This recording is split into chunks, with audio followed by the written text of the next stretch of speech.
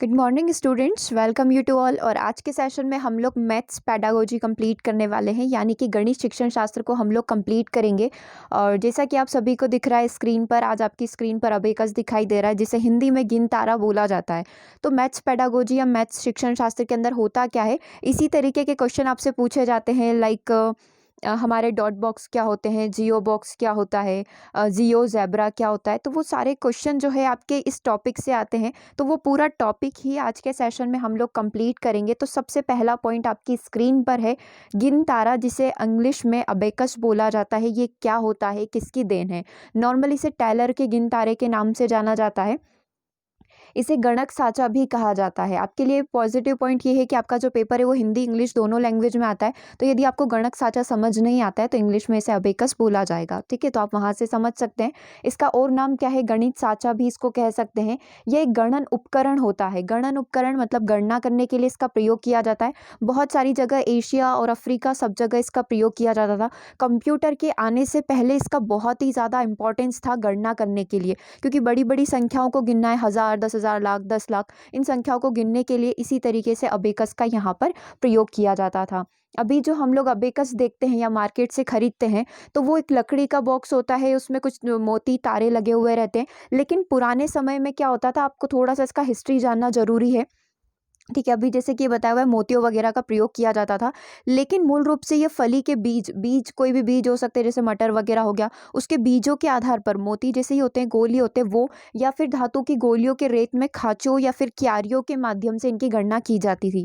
आपको ध्यान होगा तो हम लोगों ने देखा था कि धूल पाटी जिसे बोला जाता है, क्योंकि यहाँ पर संख्याओं की जो गणना की जाती थी वो धूल में की जाती थी। तो उसी तरीके से अबेकस भी था कि अबेकस का जो डिज़ाइन है, जो स्ट्रक्चर है, वो धूल में, मिट्टी में बनाया जाता था और उसके आधार पर संख्याओं की गणना की जाती थी।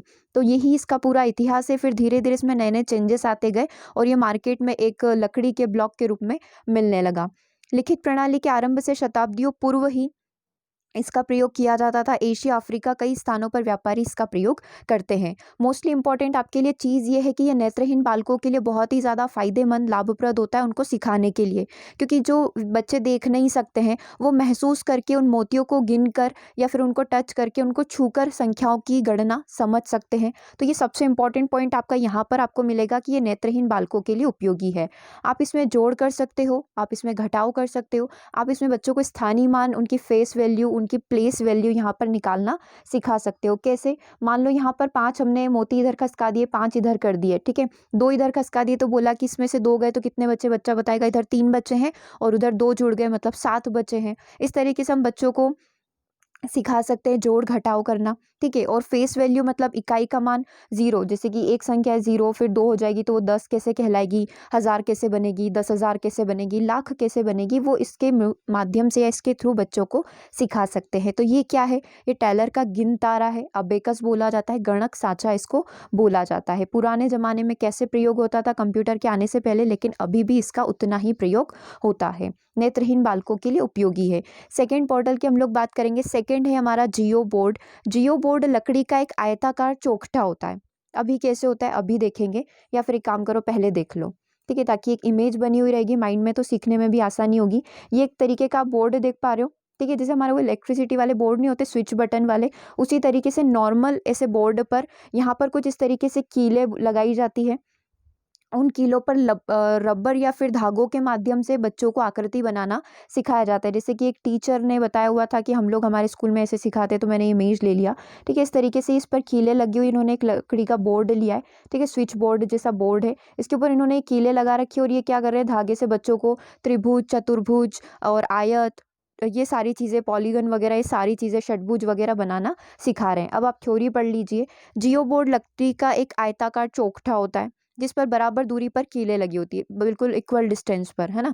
उसके बाद जियो बोर्ड रबर बैंड या धागे का इस्तेमाल करके बच्चों को खुली व बंद आकृति सिखाने के लिए गतिविधि आयोजित हम लोग कर सकते हैं। खुली और बंद आकृति, खुली आकृति भी हो सकती है, बंद आकृति भी हो सकती है। जियो बोर्ड यहाँ पर बहुत ही इम्पॉर्टेंट उपकरण है। कहाँ से उपयोग इसका स्टार्ट हुआ। जो इजिप्ट मिस्र में 1950 में जो गणितज्ञ थे, मिस्र इजिप्ट के गणितज्ञ कॉलेब गटेंतनो द्वारा इसका प्रयोग यहाँ पर किया गया था। अब इसमें सबसे इंपॉर्टेंट पॉइंट है, इसको आप हाईलाइट करके रखेंगे अपनी कॉपी में भी नोट्स बना रहे तो। अच्छा, वन मोर थिंग, नोट्स से याद आया, अभी किसी स्टूडेंट के नोट्स मेरे पास आए थे जिन्होंने मैथ्स के नोट्स बनाए थे। मैं वो नोट्स आपके साथ शेयर करूँगी, उन्होंने बहुत ही अच्छी तरीके से बनाए थे, तो आपको भी आई थिंक वो नोट्स पढ़कर काफ़ी ज़्यादा हेल्प मिलेगी। उन्होंने बेसिक से सारी जानकारी, गणित की प्रकृति क्या होती है, इस तरीके से नोट्स बनाए हुए हैं। मैं वो आपके साथ 2 से 3 दिन में उसको अच्छे से अरेंज करके शेयर कर दूँगी, ठीक है। तो आप व्हाट्सअप के थ्रू ले सकते हैं या फिर टेलीग्राम के थ्रू आप उन नोट्स को ले सकते हैं। व्हाट्सअप से यदि आप जुड़ना चाहें तो 8770803840 पर आप मैसेज करके व्हाट्सअप से जुड़ के वो मैथ्स के नोट्स ले सकते हैं। उसमें उन्होंने कुछ क्वेश्चन भी डाले हैं, तो एक अच्छा वे है उनका नोट्स बनाने का, तो आप देख सकते हैं। अभी हम लोग यहाँ पर बात कर रहे थे 2D इमेजेस। अब जियो बोर्ड का ना एक ड्रॉबैक ये होता है, इसमें ना सिर्फ 2D इमेजेस ही बनती है ना। 2 डायमेंशनल इमेजेस जो होती है वो ही बना सकते हैं। अब मैं यहाँ पर बोल दूँ कि नहीं मुझे तो घन बनाना है, ठीक है, तो वो घन बनाना यहाँ पर पॉसिबल नहीं है, कैसे बनाएगा बच्चा, ठीक है। तो यहाँ पर सिर्फ 2D इमेजेस बनती है, ये आप ध्यान रखना। जियो बोर्ड का बस एक ही ड्रॉबैक होता है, 2D इमेजेस यहाँ पर बनती है। चलिए आगे हम लोग बढ़ेंगे, अगले क्वेश्चन की हम लोग बात करेंगे, प्रतिचित्रण होना, मैपिंग होना। अभी तक हमने क्या पढ़ा, अबेकस पढ़ लिया, जियो बोर्ड पढ़ लिया, ठीक है। तीसरा है हमारा प्रतिचित्रण यानी कि मैपिंग करना। गणित एवं इससे संबंधित क्षेत्रों में प्रतिचित्रण मैपिंग शब्द का प्रयोग फलन के समानार्थी किया जाता है। इसे इस तरीके से एफ एन या फिर एफ एक्स के रूप में रिप्रेजेंट किया जाता है, ठीक है। यह किसी संकल्पना को व्यवस्थित करने की एक रचनात्मक प्रक्रिया बोल सकते हैं। किसी भी चीज़ को आप यदि क्रिएटिव वे में पेश करना चाहते हैं तो आप मैपिंग का प्रयोग यहाँ पर कर सकते हैं। पाठ नियोजन, लेसन प्लानिंग करने के लिए हम लोग मैपिंग का प्रयोग करते हैं। जटिल अवधारणा, कोई भी कॉम्प्लेक्स थिंकिंग है उसको सिखाने के लिए हम लोग एफएक्स के माध्यम से प्रॉब्लम को सॉल्व करते हैं। जैसे हम लोग बात करें तो पहली बार एमपी बोर्ड वालों ने आई थिंक 9th में पढ़ा था फलन के बारे में, ठीक है। प्रतिचित्रण कैसे किया जाता है वो फलन के माध्यम से हमने सीखा था। और एनसीईआरटी की यदि बात करें, पुराने समय की बात करें तो वो 6th में आ जाता है, फलन कैसे निकालते हैं एफएक्स में, वाई को कैसे रिप्रेजेंट करेंगे, इस तरीके से। और बच्चों की गणितीय सोच को बढ़ाने के लिए भी किसका प्रयोग किया जाता है, प्रतिचित्रण मैपिंग का यहाँ पर प्रयोग किया जाता है। देखो, मैपिंग करना किसी भी चीज़ को कैटेगराइज करके एक्सप्लेन करने से संबंधित हो सकता है। कैटेगराइज करना मतलब कि वर्गीकृत करना, वर्गीकरण करना, क्लासिफिकेशन करना। अब आप इस चीज़ को कैसे समझेंगे, हम लोग ऐसे समझ सकते हैं कि त्रिभुज की कोई कैटेगरी हो गई, ठीक है। त्रिभुज की कैटेगरी होती है समद्विबाहु त्रिभुज, समबाहु त्रिभुज, और भी जितने भी त्रिभुज होते हैं वो सारे इसके अंदर आ गए, ठीक है। आयत के अंदर हमने कुछ कैटेगरी बता दी, इसमें विकर्ण होता है, ये होता है, तो इसको हमने क्या कर दिया, अलग अलग तरीके से क्लासीफाई कर दिया। क्लासीफाई कर दिया मतलब कि वर्गीकृत क्या हो गया, तो ये सारी चीज़ें किसके अंदर आती है, मैपिंग के अंदर आती है। ये बहुत आसान होता है मैपिंग करके, वर्गीकृत करके। जैसे हमें कोई भी टॉपिक याद नहीं होता तो हम लोग क्या सोचते हैं, उसका वर्गीकरण पढ़ लेते हैं, उससे समझ में आ जाएगा कि कौन सी चीज़ कहाँ पर कनेक्टेड है। जैसे हम लोग पर्यावरण में करते ही हैं, प्राकृतिक संसाधन, मानव निर्मित संसाधन, फिर प्राकृतिक संसाधन के प्रकार, फिर मानव निर्मित संसाधन के प्रकार, ठीक है। तो ये सारी चीज़ें क्या है, ये प्रतिचित्रण मैपिंग हमारी यहाँ पर कहलाती है। और यदि आप इसको अच्छे से समझना चाहते हैं तो फलन के माध्यम से समझ सकते हैं। जैसे कि ये वाला त्रिभुज जो है और ये वाला जो स्क्वायर है, वर्ग है, ये दोनों सेम कलर यहाँ पर मिल रहे हैं, ये कलर इससे मिल रहा है, ये कलर इससे मिल रहा है, तो ये एफ एक्स किससे कनेक्टेड हो गया, एफ एक्स हमारा कनेक्टेड है इन कलर्स में वाई से, ठीक है। एफ एक्स एफ वाई से यहाँ पर इस तरीके से कनेक्टेड हो गया। और भी आप देखना चाहें जो हम लोग करते थे मैथ्स में, सॉल्व करते थे कि इनपुट हमने यहाँ पर दिया और आउटपुट वाई क्या क्या जनरेट होते हैं, तो 1 और 2 इनपुट दिया तब आपका आउटपुट क्या आएगा, 3 आएगा। जब आप यहाँ पर इस तरीके से 4 और 3 को मिलाएंगे तो ये 7 आ जाएगा। इस तरीके से 5 और 2 और 7, 5 और 2 और 1 को मिलाएंगे तो आपका रिजल्ट 8 बन जाएगा। इस तरीके से ये जो है फलन क्या करता है, आपको एक चीज़ से दूसरी चीज़ को जोड़ने का कार्य यहाँ पर करता है।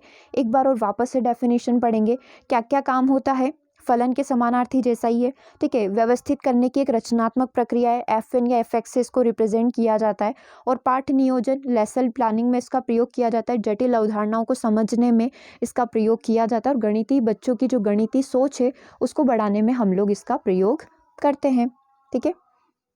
चलिए अगले पॉइंट की हम लोग यहाँ पर बात करेंगे, 10 ग्राम की हम लोग बात करेंगे। देखो 10 ग्राम क्या होता है, आप चाहें तो सबसे पहले इमेज देखेंगे ताकि ये चीज़ें क्लियर हो। ये इस तरीके का बॉक्स देख पा रहे हैं ना, ये 10 ग्राम है, ठीक है। अब 10 ग्राम क्या करता है, एक पहेली वाला खेल है, एक पजली 10 ग्राम पजल के नाम से इसको मार्केट में बोला जाता है कि हमें 10 ग्राम पजल चाहिए। तो आपको इस तरीके से एक बॉक्स दे दिया जाएगा। एक पहेली वाला खेल है जिसमें 7 प्रकार की आकृतियाँ होती है। आप यहाँ पर देख सकते हैं, आपको 7 प्रकार की आकृतियाँ दिखाई दे रही होगी अलग अलग कलर में, 1 2 3 4 5 6 और 7। अब इन आकृतियों के 1 सेकेंड 7 प्रकार की आकृतियाँ होती है जिनको सटाकर जमाना होता है ताकि दी हुई आकृति बन जाए। मतलब आपको बोला है कि आपको ये आकृति बनानी है, आपको एक मनुष्य बनाना है, आपके पास इस तरीके के कुछ कार्ड्स वगैरह रखे हुए हैं, तो आप बनाएंगे। ठीक है, अब दूसरा पॉइंट पढ़िए, चपटी आकृति है। जो चपटी आकृति आप यहाँ पर देख पा रहे हैं, ये 7 अलग अलग शेप हैं, अलग अलग प्रकार है, इनको हम लोग टेंस बोलते हैं। ठीक है, जिस आकृति को बनाना होता है उसका केवल बाहरी सीमा रेखा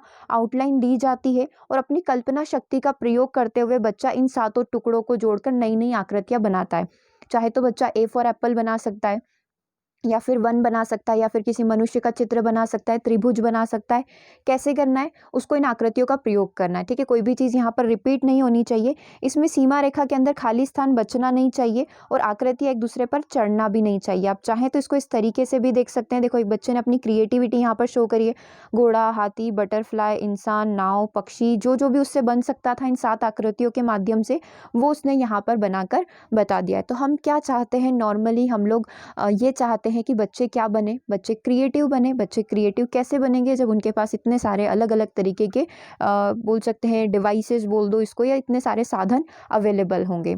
ठीक है, तो ये क्या है, ये जियो बोर्ड है। इसके बारे में आपको क्या क्या 10 ग्राम है, इसके बारे में आपको क्या क्या ध्यान रखना है। 7 प्रकार की आकृतियों वाला ये बोर्ड होता है। ठीक है, जिनमें सारी चीज़ों को सटाकर जमाना होता है। एक चीज़ का आप एक ही बार यहाँ पर प्रयोग करते हो और कोई भी ओवरलैपिंग यहाँ पर नहीं होना चाहिए, एक के ऊपर एक चीज़ नहीं चढ़ना चाहिए। और जो ये आकार यहाँ पर निकाले गए ना, 10 बोला जाता है। ओके, 10 ग्राम यहाँ पर कंप्लीट होता है।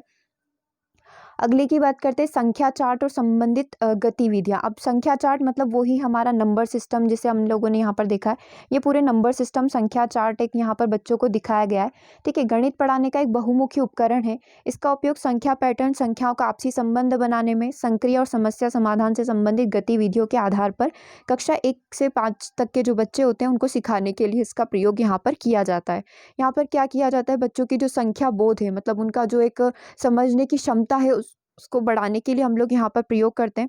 संख्या जो है हम लोग यहाँ पर कैसे बच्चों को बताएंगे, जैसे कि हमारे सामने नंबर सिस्टम है, तो हम लोग बोल सकते हैं कि तुम सम संख्या बताओ, तुम विषम संख्या बताओ, तुम अभाज्य संख्या बताओ। तो यहाँ पर बच्चों को समझ आएगी। और भी बहुत सारे तरीके अभी हम लोग डिस्कस भी कर लेंगे।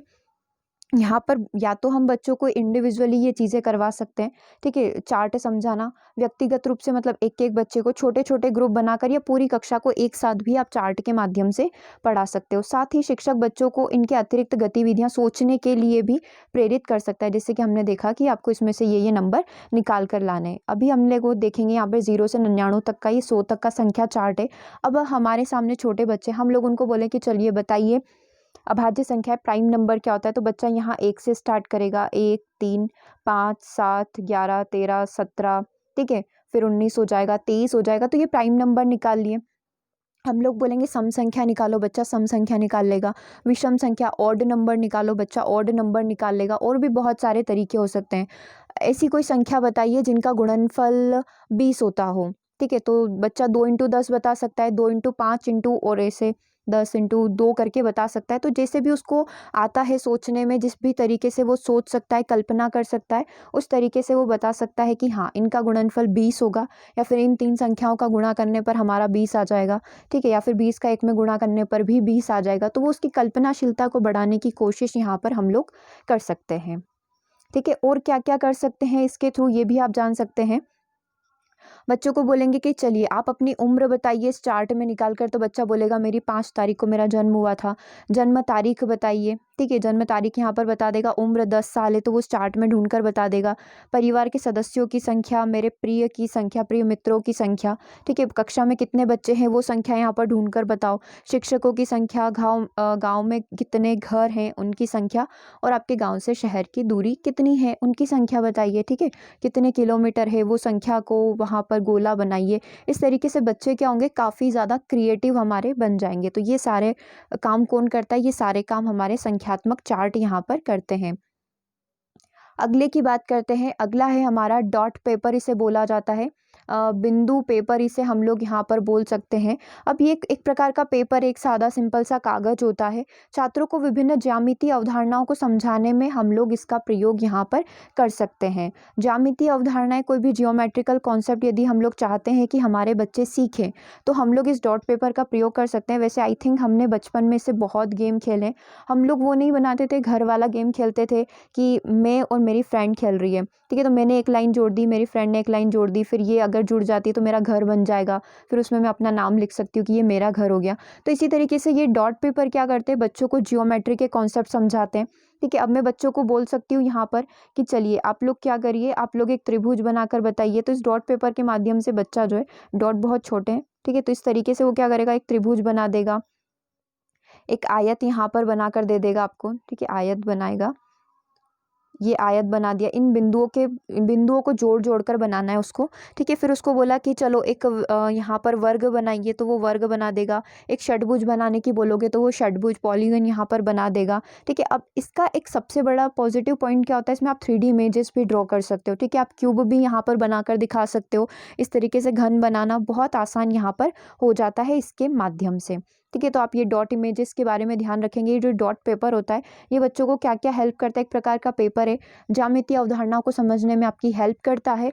और साथ ही आप इस पर 2D तो बना ही सकते हो, लेकिन 3D इमेजेस भी बहुत अच्छे से आप ड्रॉ करके बच्चों को बता सकते हो। अच्छा, अब आपको ये चीज़ समझ में आ रही है क्या कि अगर कोई भी चीज़ है तो उसका कहीं ना कहीं एक नेगेटिव पॉइंट ज़रूर होगा।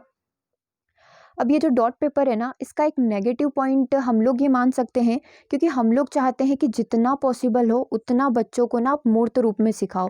मूर्त रूप में मतलब चीज़ें यदि आपके पास प्रेजेंट है, अवेलेबल है, तो आप उस रूप में सिखाइए। आप बच्चों को इसे ड्रॉ करके चित्र बनाकर सिखाएंगे तो शायद वो चीज़ें बच्चों को कम समझ में आए। अच्छा, ये चीज़ क्यों बोली गई है, अगर आपके पास ना लाइक पानी की बॉटल है तो आप उसके थ्रू बेलन का शेप बच्चों को बता सकते हो। आपके पास कोई भी, आपने हाथ में चूड़ी वगैरह पहन रखी है, कोई भी गोल चीज़ है, आप उसको डायरेक्टली बच्चों को व्रत के बारे में बता सकते हो। तो इस तरीके से यदि आपके पास मूर्त चीज़ें हैं ना, तो हम लोगों को उसके माध्यम से बच्चों को सिखाना ज़्यादा सही रहता है एज़ कम्पेयर कि हम बच्चों को ड्रॉ करके चीज़ें बनाना सिखाएं। तो ये इसका एक थोड़ा सा ड्रॉबैक हो सकता है कि बच्चों को मूर्त रूप में चीज़ें एग्जैक्ट समझ नहीं आती यदि शुरुआती तौर पर ही हम लोग इस तरीके का प्रयोग करने लग जाते हैं, ठीक है। और चलिए, इतना सफिशिएंट है डॉट पेपर के बारे में। वैसे ये जो डॉट पेपर है इसके बहुत सारे यूज़ होते हैं। गुणा कैसे किया जाता है ये भी डॉट पेपर के माध्यम से यहाँ पर सिखा दिया जाता है। 2 अलग अलग वर्ग बनाकर, मैट्रिक्स बनाकर बच्चों को सिखा दिया जाता है। तो ये भी आप ध्यान रख सकते हैं, हर जगह इसका हम लोग प्रयोग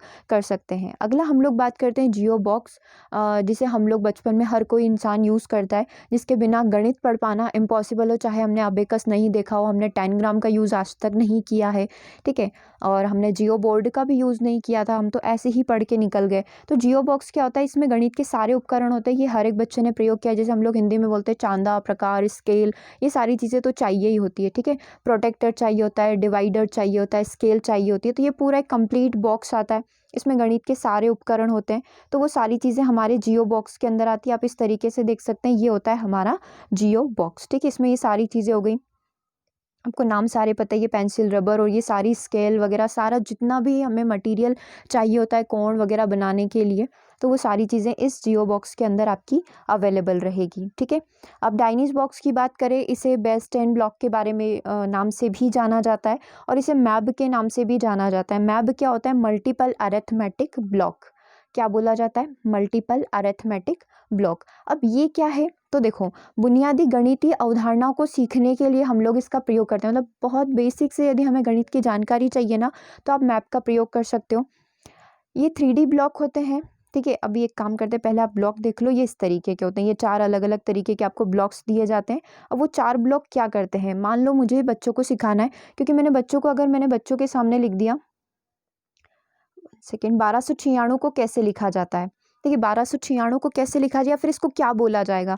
तो बच्चा अभी उसका वो जो कॉन्सेप्ट विकसित नहीं हुआ है कि इकाई, दहाई, सैकड़ा, हज़ार में ये 1000 का 1000 है, ठीक है, ये 200 का 2 है, तो ये 1296 होगा या फिर 1296 होगा। मान लो बच्चे को ये कॉन्सेप्ट ना बहुत धीरे धीरे विकसित होते हैं, तो हम लोग यहाँ पर मैब का प्रयोग करके बच्चों को सिखा सकते हैं। इकाई के लिए हम लोग इस तरीके का जो है उसका प्रयोग करेंगे, जैसे कि यहाँ पर लिखा हुआ है यूनिट और वंस, इसके लिए इस तरीके का प्रयोग किया जाएगा। दहाई के अंक के लिए जो लंबा सा आप लॉन्ग नंबर वाला देख रहे हैं, इसका हम लोग प्रयोग करेंगे, इस ब्लॉक का प्रयोग करेंगे। 1000 को समझाने के लिए हम लोग यहाँ पर ये जो पड़ा हुआ है इसका प्रयोग करेंगे, और 10,000 को समझाने के लिए, 1000 को समझाने के लिए हम लोग यहाँ पर 1000 का प्रयोग करेंगे। तो ये क्या कहलाते हैं, ये मैब कहलाते हैं। इकाई को समझाने के लिए आप लोग देख सकते हैं ये इस तरीके से 1 × 1 का जो ब्लॉक है इसका प्रयोग करेंगे। ये 10 है, ठीक है, ये 100 है और ये 1000 है। तो अगर मुझे बच्चों को बताना है कि 1296 को कैसे रिप्रेजेंट करेंगे, तो बच्चा यहाँ पर कुछ इस तरीके से लिखेगा, आप देखना, ये 4 में, ठीक है। तो अब ये 1 जो है ये 1000 में काउंट होगा, मतलब ये 1000 है, ये 200 है, ये 90 है और ये 6 है। जब वो इन चीज़ों को जोड़कर पढ़ेगा तो उसे समझ में आएगा कि अच्छा इसे 1296 पढ़ा जाता है। तो इस तरीके से ये बच्चों को मैब के थ्रू जो बुनियादी गणितीय अवधारणाएं हैं, जो बेसिक गणित के कॉन्सेप्ट है, वो समझाने की कोशिश यहाँ पर की जाती है। ठीक है, समझ में आया क्या चीज़ें यहाँ पर एक्सप्लेन की गई है। अगले पॉइंट की हम लोग यहाँ पर बात करेंगे। अगला होता है हमारा जियोजेब्रा। देखो जियोजेब्रा इतना ज़्यादा कुछ नहीं है, आप इतना सा जान सकते हैं इसके बारे में। ये एक प्रकार का वेब एप्लीकेशन है, जैसे हम लोग बहुत सारी ऐप्स वगैरह इंस्टॉल करते हैं, व्हाट्सएप वगैरह, ठीक है। उसी तरीके से ये जियोजेब्रा एक प्रकार की ऐप है जहाँ पर गणित की सारी चीज़ों को सिखाने की कोशिश की जाती है। इसमें बच्चे जो है अपनी खोज विधि को सीख सकते हैं। खोज विधि के माध्यम से, हम लोग नहीं बोलते बच्चों को खोज विधि के माध्यम से अध्ययन करना चाहिए, तो जियोजेब्रा में यही जियोजेब्रा ऐप बोल सकते हैं इसको, ठीक है। ये टीचिंग के लिए की जाती है, मैथमेटिक्स बच्चों को पढ़ाने के लिए हम लोग इस ऐप का प्रयोग करते हैं। इसमें बच्चे स्टैटिस्टिक्स को सीखते हैं, जियोमेट्री को सीखते हैं, अलजेब्रा को सीखते हैं, और जितनी भी चीज़ें होती हैं जो मैथ्स से कनेक्टेड है वो इस ऐप के थ्रू आप सीख सकते हैं। बच्चों को यहाँ पर त्रिभुज बनाना सिखाना बहुत आसान होता है, क्योंकि उसका 3D फॉर्म दिखता है कि त्रिभुज बन रहा है, तो वो कैसे बन रहा है, उसको फिर पॉलीगन बनाना सिखा रहे हैं। उसका 3D रिप्रेजेंटेशन हम लोग बच्चों को जियोजेब्रा ऐप के थ्रू सिखा सकते हैं। क्योंकि नॉर्मल लैंग्वेज में यदि हम लोग बोलें, हमारे पास जितने भी उपकरण या मटीरियल TLMs होते हैं, उसके माध्यम से भी बच्चा इतना अच्छे वे में नहीं सीख पाता है जितना बच्चा जियोजेब्रा के माध्यम से सीख सकता है। यदि आपके घर में भी कोई बच्चे हैं तो आप उनके लिए भी जियोजेब्रा ऐप को डाउनलोड करके बच्चों को मैथ्स से इंटरेक्ट करवा सकते हैं, मैथ्स से समझा सकते हैं कि देखो ये चीज़ें रियल में ऐसी होती है। क्योंकि आप बाहर कहीं भी देखेंगे कुछ भी चीज़ लग रही है, तो कहीं ना कहीं उसके पीछे मैथ्स का कॉन्सेप्ट है, तो वो चीज़ें आपकी वहाँ से क्लियर हो जाती हैं, ठीक है। तो ये हो गया हमारा जियोजेब्रा के बारे में, और आई थिंक हमने सारे टॉपिक कंप्लीट कर लिए। एक बार रिवाइज कर लेते और 1 से 2 क्वेश्चन हम लोग यहाँ पर कंप्लीट कर लेते कि क्वेश्चन किस तरीके से पूछे जाते हैं, ठीक है। सबसे पहले हमने कहाँ से स्टार्ट किया था, हमने अबेकस से स्टार्ट किया था। अबेकस गिनतारा इसे बोला जाता है, गणक सांचा इसे बोला जाता है, नेत्रहीन बालकों के लिए उपयोगी होता है। हम लोग जोड़ कर सकते हैं, हम लोग घटाव कर सकते हैं, हम लोग प्लेस वैल्यू निकाल सकते हैं, हम लोग फेस वैल्यू यहाँ पर इसके माध्यम से निकाल सकते हैं, ठीक है। जियो बोर्ड की हमने बात करी थी, 2D इमेजेस इसका सबसे बड़ा ड्रॉबैक है, हम लोग 2D इमेजेस ही यहाँ पर बना सकते हैं, ठीक है। और इसमें क्या होता है, लकड़ी का एक आयताकार चोखटा होता है, इस पर बराबर की साइज़ में कीलें लगी हुई रहती है, ठीक है। और यहाँ पर बच्चों को आकृति सिखाने के लिए इसका प्रयोग किया जाता है। प्रतिचित्रण मैपिंग क्या होता है, कोई भी जटिल अवधारणाएं, कोई भी कॉम्प्लेक्स फंक्शन यहाँ पर हम लोग प्रतिचित्रण मैपिंग के माध्यम से बच्चों को सिखा सकते हैं। लेसन प्लानिंग में ये हमारी पाठ नियोजन में ये बहुत ज़्यादा हमारी मदद करता है।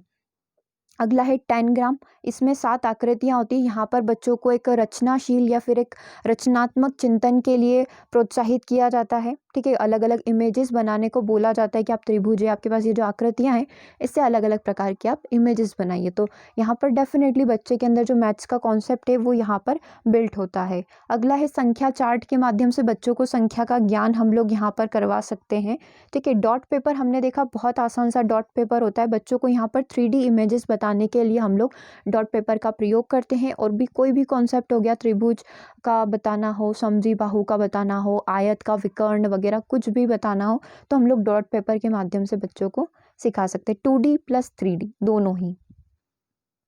अगला है जियो बॉक्स, क्या होता है, तो इसमें गणित के सारे उपकरण प्रेजेंट रहते हैं, जो भी हमें कोण बनाना है, ठीक है, चाप काटना है, जितने भी चीज़ें होती है वो सारी आपको इस जियो बॉक्स के अंदर मिल जाएगी। और मैब क्या होता है, मल्टीपल अरिथमेटिक ब्लॉक क्या होता है, 4 आकार में आता है ये, 3D ब्लॉक ये रहते हैं, ठीक है। सबसे पहले यूनिट होता है, जो हमारा यूनिट वंस इकाई के अंक को प्रेजेंट करता है, टेंस दहाई के अंक को प्रेजेंट, वही दहाई ही है ये, ठीक है। तीसरा हमारा सैकड़ा हो जाएगा, फोर्थ हमारा 1000 1000 हो जाएगा। तो इस तरीके से बच्चों में जो कॉन्सेप्ट निर्मित होता है संख्याओं को बनाने का, उनको गिनने का, वो उसके माध्यम से हम लोग उस बच्चे के अंदर इम्प्रूवमेंट ला सकते हैं, ओके। आई थिंक आज का सेशन आप लोगों के लिए हेल्पफुल रहा होगा। कमेंट करके ज़रूर बताइएगा कैसा लगा है, और 1 से 2 क्वेश्चन हम लोग पहले डिस्कस कर लेते हैं कि क्वेश्चन कैसे पूछे गए हैं यहाँ पर। देखिए, एक क्वेश्चन आपकी स्क्रीन पर है, कक्षा 4 में सममिति और परावर्तन। सममिति आपको पता है, सममिति क्या होती है? सिमेट्री होती है। जैसे कि टी शब्द आपने लिखा है, तो क्या टी शब्द में कौन सी प्रकार की सिमेट्री पाई जाती है? जैसे अल्फ़ाबेट का कोई भी शब्द आपने लिख लिया है, कोई भी आपने यहाँ पर चीज़ें ड्रॉ कर दी और फिर आपसे पूछा गया कि अच्छा बताइए क्या इसमें कौन-सी सममिति है? द्विसम्मिति, दो सममिति लग रही है, हॉरिज़ॉन्टल, वर्टिकल लग रही है क्या? इस तरीके से, ठीक है? तो वो सममिति और परावर्तन की यहाँ पर बात हो रही है। सममिति और परावर्तन कि ज्यामिति संकल्पनाओं की वृद्धि के लिए निम्नलिखित में से कौन सा व्यवहार कौशल उपकरणों की आवश्यकता है? आप बच्चों को बताना चाहते हो तो आपके पास कौन सा उपकरण होगा जिसकी वजह से आप बता पाओगे? क्या आपके पास नॉर्मल मोतियों की माला है क्या? देखिए, बिंदु शीट के माध्यम से बता पाओगे, गिन तारा वही अबेकस के माध्यम से, या द्विमुखी पटल काउंटर के माध्यम से आप बता पाओगे? देखो, इसमें एक नया शब्द आ रहा है, द्विमुखी पटल काउंटर क्या होता है? जैसे आप कैरम बोर्ड खेलते हो ना, तो उसमें आपकी जो होती है जिसके थ्रू आप खेलते हो, इस तरीके की चपटी चपटी सी चकती के आकार की होती है, इसके माध्यम से बच्चों को जोड़ना माइनस करना इस तरीके से सिखाया जाता है। मोतियों की माला भी उसी तरीके से होती है, बच्चों को जोड़ने और घटाने में मदद करने के लिए। अबेकस में जिस तरीके से मोती लगे होते हैं, यहाँ पर सिंपल मोतियों की माला होती है, ठीक है? तो मोतियों की माला आप जानते हैं। डॉट पेपर अभी हमने देखा है कि 3D इमेजेस बनाना पॉसिबल है, देखिए चित्र वगैरह बनाकर बच्चों को सिखा सकते हैं। गिन तारा अबेकस आप जानते हैं, और द्विमुखी पटल काउंटर अभी हमने डिस्कस कर लिया, किस तरीके की छोटी छोटी सी चकतियाँ होती है, बच्चों को जोड़ घटाव करने में मदद यहाँ पर करती है। अभी हम लोगों को सिमेट्री वगैरह बतानी है, तो आप कैसे बताओगे? जैसे कि हम लोगों ने भी सिमेट्री सीखी थी कि ए से जेड तक के जो इंग्लिश के अल्फ़ाबेट है, वहाँ पर कहाँ से कहाँ में कौन सी सिमेट्री लग रही है। ठीक है, हॉरिजेंटल लग रही है, क्षैतिज लग रही है, या फिर वर्टिकल लग रही है, ठीक है, ऊर्ध्वाधर सममिति लग रही है। तो हमने कैसे सीखा था? हमने डायरेक्टली इस तरीके से कोई भी एक शब्द बना लिया था, फिर उसमें सममिति लगाकर देखी थी। तो इसको चित्रों के माध्यम से सीखा था, तो चित्रों के माध्यम से आप यहाँ पर डॉट पेपर के माध्यम से सीख पाओगे। तो आंसर आपका यहाँ पर क्या हो जाएगा? आंसर आपका हो जाएगा ऑप्शन नंबर बी। राइट है, समझ में आया कॉन्सेप्ट क्या है? क्वेश्चन आपसे इसी तरीके के बनेंगे, वहाँ पर बस आपको लगा कर देखना है कि कौन सा लॉजिक आपका लग रहा है। 10 ग्राम बोलेगा तो वो 10 ग्राम का पूरा आपको हिंट देगा कि 10 ग्राम में 7 आकृतियाँ होती है, बच्चे का रचनाशील चिंतन काय के माध्यम से बढ़ेगा, तो 10 ग्राम के माध्यम से बढ़ेगा। जियो बोर्ड की बात करेगा तो वो कील वगैरह कुछ आपको एग्जाम्पल दे देगा कि जिसमें बराबर साइज में कीलें लगी रहती है, धागे का प्रयोग किया जाता है, तो वो जियो बोर्ड होता है, ठीक है। एक हमने पढ़ा जियो बॉक्स, तो जियो बॉक्स में वो आपको बोल देगा कि आपके सामने प्रोटेक्टर रखा है, एक डिवाइडर रखा है, स्केल रखी है, तो ये सब किसके हिस्से हैं? ये सारे हमारे जियो बॉक्स के हिस्से हैं। इस तरीके से अगर उसको कुछ भी पूछना होगा तो वो साधारण जो नॉर्मल भाषा है, आसान सी भाषा है, उसके अंदर आपको लिख कर देगा, आप आसानी से उसका आंसर कर पाओगे, ठीक है। बस एक बार आपको कॉन्सेप्ट बताना था, ये कॉन्सेप्ट हमारा होता है, ठीक है। मिलेंगे हम लोग अगले सेशन में, कमेंट करके ज़रूर बताइएगा और साथ में इसे शेयर भी करिएगा ताकि अदर स्टूडेंट भी इससे ऐड हो पाए। Thank you for watching.